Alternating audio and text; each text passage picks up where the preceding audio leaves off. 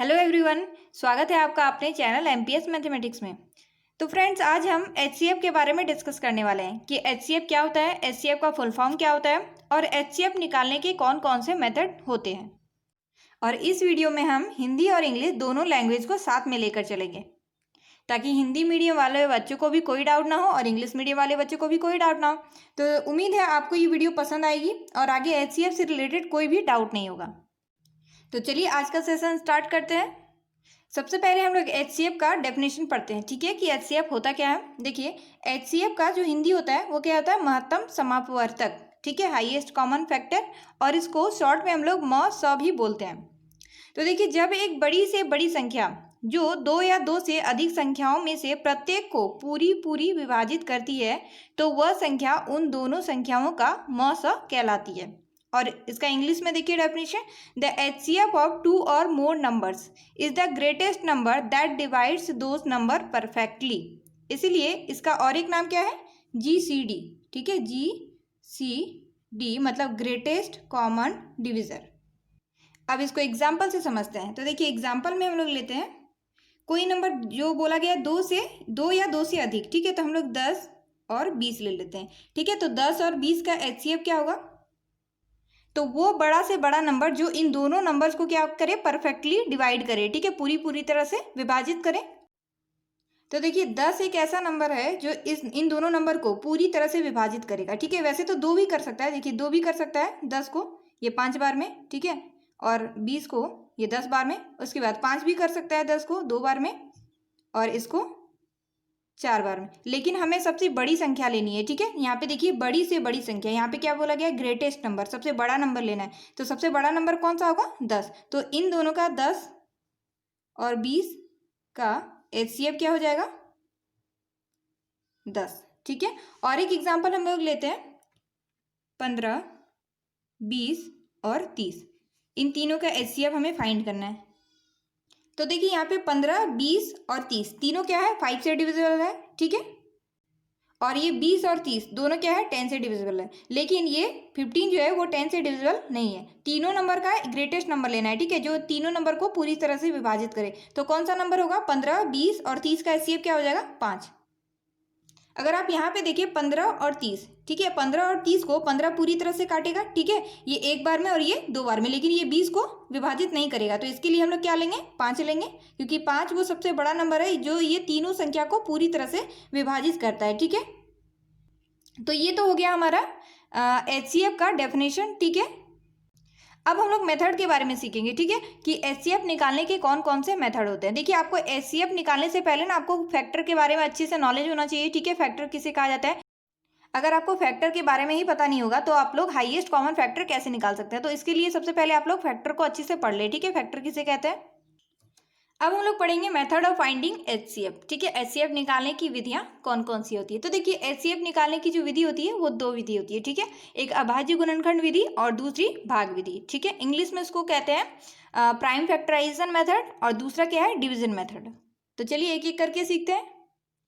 तो देखिए, पहला है हमारा अभाज्य गुणनखंड विधि, prime factorisation method. Prime factorisation method में क्या है कि जिस नंबर का हमें एचसीएफ निकालना है ना, जिन दो नंबरों के बीच में हमें एचसीएफ निकालना है, उनका जो फैक्टर होगा वो प्राइम नंबर होना चाहिए, ठीक है। कोई भी ऐसा कंपोजिट नंबर नहीं होना चाहिए, हमेशा प्राइम नंबर ही होना चाहिए।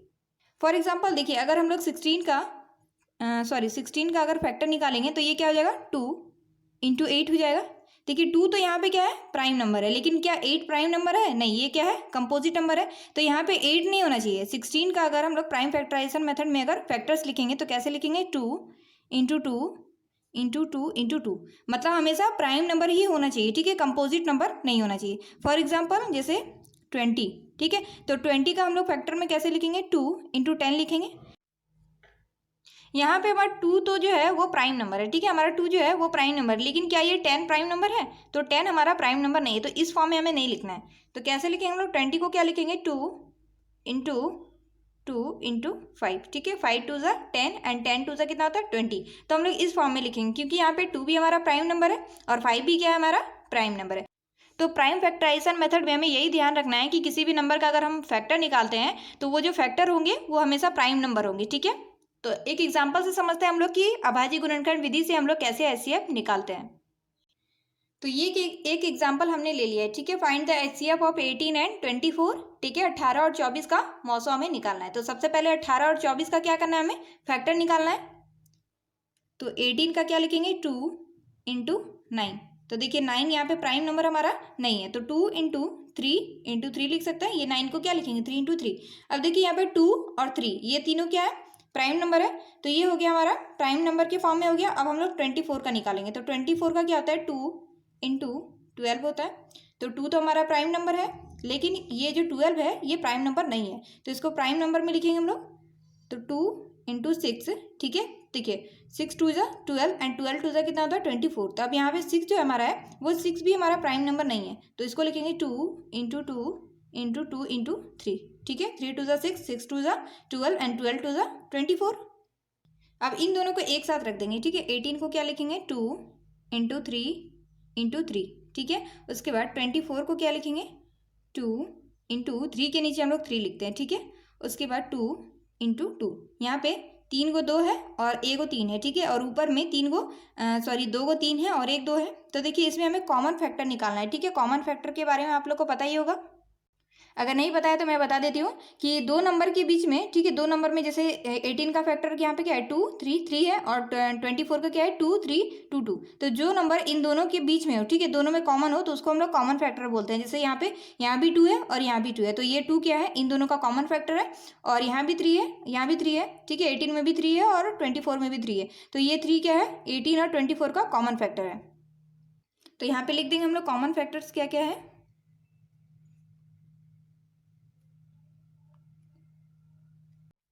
अब देखिए हमारा कॉमन फैक्टर क्या है, 2 और 3 है, तो 3 2 जा क्या हो जाएगा, 6। तो HCF हमारा क्या निकल गया, 6, ठीक है। तो क्या लिख देंगे, HCF of 18 and 24 is equal to 6, ठीक है। 18 और 24 का जो हमारा HCF निकल गया, क्या निकल गया, 6। तो अभाज्य गुणनखंड विधि से हम लोग HCF इसी तरीके से निकालते हैं। और एक एग्जाम्पल हम लोग ले लेते हैं, 30, 20, ये दो ले लेते हैं, ठीक है। तो देखिए 20 का सबसे पहले निकालेंगे, 2 गुना 10, और 10 तो यहाँ पे प्राइम नंबर नहीं है, तो क्या लिखेंगे, 2 गुना 5, ठीक है। तो 5 दूनी 10, 10 दूनी 20 हो गया। उसके बाद 30 का क्या लिखेंगे, 2 गुना 15, ठीक है। लेकिन 2 तो प्राइम है, 15 प्राइम नहीं है, कंपोजिट है, तो 2 गुना 15 को क्या लिखेंगे, 3 गुना 5, ठीक है। अब इन दोनों में कॉमन देखिए क्या है, 2 और 5, ठीक है। तो 20 और 30 का HCF क्या हो जाएगा, क्या लिखेंगे हम लोग, HCF of 20 and 30 is equal to 2। इन दोनों में कॉमन क्या है, 2, और यहाँ पे क्या कॉमन है, 5। तो 2 इंटू 5 क्या लिखेंगे, 10। तो 10 क्या हो गया हमारा, 20 एंड 30 का HCF। हमने अभाज्य गुणनखंड विधि द्वारा तो HCF निकालना सीख लिया है। अब हम लोग भाग विधि द्वारा HCF निकालना सीखेंगे, ठीक है, जिसको डिवीजन मेथड इंग्लिश में बोलते हैं। तो देखिए डिवीजन मेथड भी दो टाइप का होता है, ठीक है। इसमें भी दो मेथड होते हैं, एक कॉमन डिवीजन मेथड और दूसरा कंटिन्यूअस डिवीजन मेथड। तो मैं ये दोनों मेथड आप लोग के साथ शेयर करने वाली हूँ, इसलिए वीडियो के एंड तक बने रहें। तो देखिए कॉमन, सबसे पहले हम लोग डिस्कस करने वाले हैं कॉमन डिवीजन मेथड के बारे में।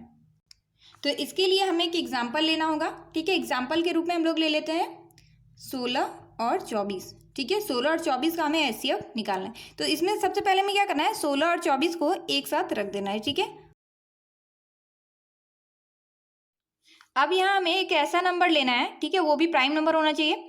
ऐसा प्राइम नंबर लेना है जो इन दोनों संख्याओं को पूरी तरह विभाजित करे, ठीक है। तो देखिए 16 और 24 को कौन पूरी तरह से विभाजित कर सकता है, तो सबसे पहले ये दोनों क्या है, सम संख्या है। तो सम संख्या के लिए दो विभाजित कर सकता है, और 4 भी, उसके बाद 8 भी, ठीक है। 4 ये 16 और 24 दोनों को विभाजित कर सकता है, 8 भी 16 और 24 दोनों को विभाजित कर सकता है। लेकिन हमें छोटा प्राइम नंबर लेना है, ठीक है। देखिए 8 और 4 दोनों प्राइम नंबर नहीं है, प्राइम नंबर क्या है, 2। तो हम लोग यहाँ पे क्या लेंगे, 2 लेंगे, ठीक है। तो 2 16 को काटेंगे, इससे कितना बचेगा, यहाँ पे 8, ठीक है। इसका जो क्वोशंट बचेगा ना वो नीचे रख देना है, ठीक है, इसके जस्ट नीचे। और देखिए इस 24 को 2 से भाग देंगे तो क्या बचेगा, 12। फिर ऐसा लाइन देंगे, उसके बाद अब यहाँ पे हमारा क्या बच गया, 8 और 12। अब इसमें भी हमें एक ऐसा प्राइम नंबर लेना है, छोटा प्राइम नंबर लेना है जो इन दोनों संख्याओं को विभाजित करे। कोई एक को करता है तो वो नहीं लेना है, ठीक है। तो देखिए यहाँ पे 8 और 12, तो 8 और 12 दोनों क्या है, सम संख्या है, तो 2 होगा। नीचे क्या आएगा, 4, इसका क्वोशंट आएगा 4, और इसका क्या आएगा, 6। उसके बाद यहाँ हमारा 4 और 6 है, तो इसके लिए भी हम लोग क्या लेंगे, 2 लेंगे। ठीक है, हमेशा छोटी संख्या लेनी है, छोटी प्राइम नंबर्स। तो देखिए 4 को ये 2 बार में, ठीक है, और 6 को 3 बार में। अब देखिए यहाँ पे 2 और 3 आ गया है, एक सम संख्या और एक विषम संख्या। 2 लेंगे तो ये 2 को तो डिवाइड कर देगा, लेकिन 3 को नहीं करेगा। 3 लेंगे तो ये 2 को नहीं करेगा, 3 को कर देगा। ठीक है, तो वो एक ऐसा संख्या लेना है जो इन दोनों को डिवाइड करे, ठीक है, किसी एक को नहीं। तो यहाँ पे हमारा कौन कौन सा नंबर है, 2, 2 और 2। तो इन तीनों को क्या करेंगे हम लोग, मल्टीप्लाई कर देंगे। ठीक है, मल्टीप्लाई कर देंगे तो वही हो जाएगा 16 और 24 का HCF। तो HCF में क्या हो जाएगा, 2 इंटू 2 इंटू 2। तो ये क्या हो जाएगा, 2 2 4, 4 2 8। तो 16 और 24 का जो HCF आ गया हमारा क्या आया है, 8। और इसके लिए एक और एग्जांपल ले लेते हैं। ठीक है, इसमें 2 नंबर्स है ना, 16 और 24। इस बार हम लोग 3 नंबर्स ले लेते हैं। ठीक है, 10, 20 और 30, ये तीनों ले लेते हैं। तो देखिए इसी मेथड से बनाएंगे, तीनों को एक साथ रख देंगे और छोटा प्राइम नंबर लेंगे। ठीक है, तो देखिए तीनों क्या है, इवन नंबर, सम संख्या है, तो 2 आ जाएगा। 10 को 2 से भाग देंगे, 5। ठीक है, ये नीचे 10, 20 का 10 आ जाएगा, और 30 का क्या आ जाएगा, 15। तो देखिए यहाँ पे 5, 10, 15 आ गया है। ये दोनों क्या है, विषम संख्या है, 10 क्या है, सम संख्या। ठीक है, तो 2 तो नहीं आएगा हमारा, क्योंकि 2 क्या है, सम संख्या है। तो यहाँ पे हमारा ये तो क्लियर है कि यहाँ पे 2 नहीं होगा। ठीक है, तो 2 के बाद कौन कौन सा प्राइम नंबर है, एक 2 है, 3 है, 5 और 7। तो देखिए 2 नहीं होगा, उसके बाद 3 ट्राई करते हैं। तो 3 से ये 15 तो हो जाएगा, लेकिन ये 5 और 10 नहीं होगा। तो ये 2 भी नहीं होगा, 3 भी नहीं होगा। अब क्या बचा, 5। तो यहाँ पे अगर हम लोग 5 रखते हैं तो ये 5, 10 और 15 है। ठीक है, 5 का टेबल में आ जाता है, तो यहाँ पे क्या आ जाएगा, 5। तो 5 1 5, तो नीचे क्या आ गया, 1। 5 2 10 और 5 3 15। तो ये तीनों कट गया। ठीक है, नीचे क्या बच गया, 1 2 3, और तीनों अलग अलग है। तो अब यहाँ पे हम लोग प्रोसेस रोक देंगे। ऊपर क्या क्या हमारा बचा है, 2 और 5। तो इन दोनों को हम लोग गुना कर देंगे। गुना कर देने के बाद यही हो जाएगा इन तीनों का HCF। ठीक है, तो क्या लिखेंगे, HCF is equal to 2 into 5 is equal to 10। तो 10 हो गया है हमारा 10, 20 और 30 का HCF। तो यही होता है हमारा कॉमन डिवीजन मेथड। अब हम लोग कंटिन्यूस डिवीजन मेथड के बारे में पढ़ेंगे।